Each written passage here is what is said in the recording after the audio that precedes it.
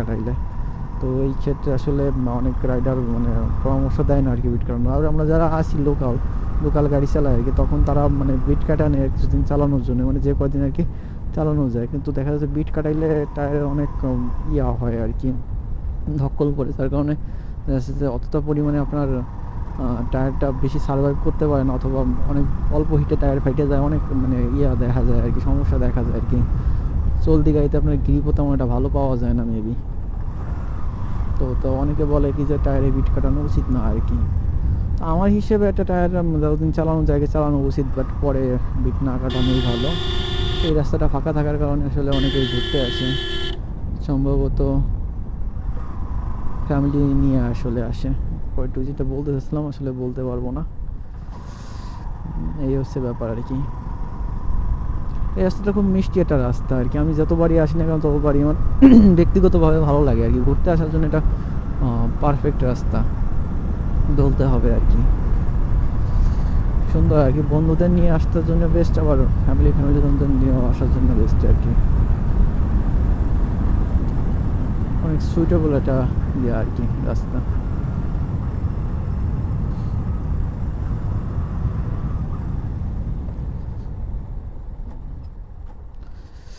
তো এইখানে একটু মোড়ের কাছে একটু সমস্যা আছে, কারণ হচ্ছে কি যে এই মোড়ের কাছে এসে হচ্ছে আপনার মানে একটু ময়লা আবর্জনা থাকলে আসলে যা হয় আর কি, দেখা যাচ্ছে মোড়ের কাছে গ্রিপ এমনিতে কম পায়, তারপর দেখা যাচ্ছে গাড়ি একটু কাত হয়, অনেক সমস্যা হয় আর কি। তখন দেখা যাচ্ছে মোড়ের কাছে যদি একটু বাড়ি টালি ময়লা আবর্জনা থাকে, তখন দেখা যাচ্ছে গাড়ির চাকা স্লিপ করে পড়ে যায় আর কি। তো মোড়ের কাছে অলওয়েজ যদি যায়, সেখানে যদি ময়লা থাকে অনেক প্যারা ভোগ করা লাগে আর কি। আমার হিসেবে না থাকাই ভালো আর কি, ময়লা ডাস্ট টাস্ট এগুলো না থাকা ভালো।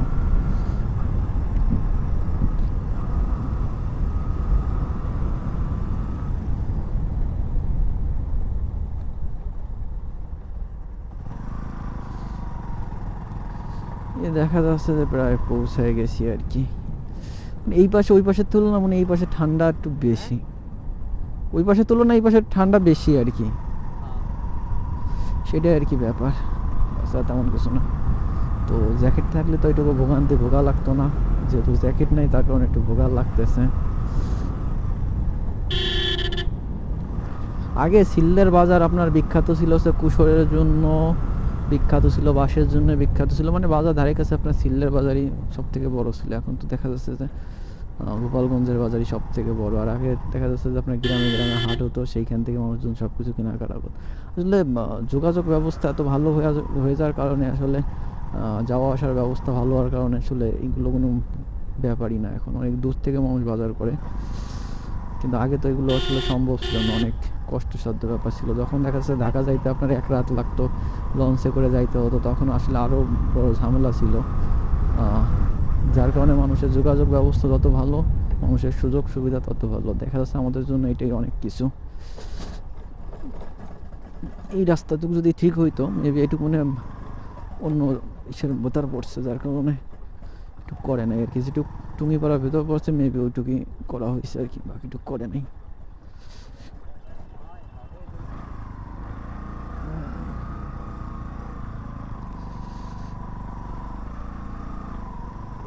হুম।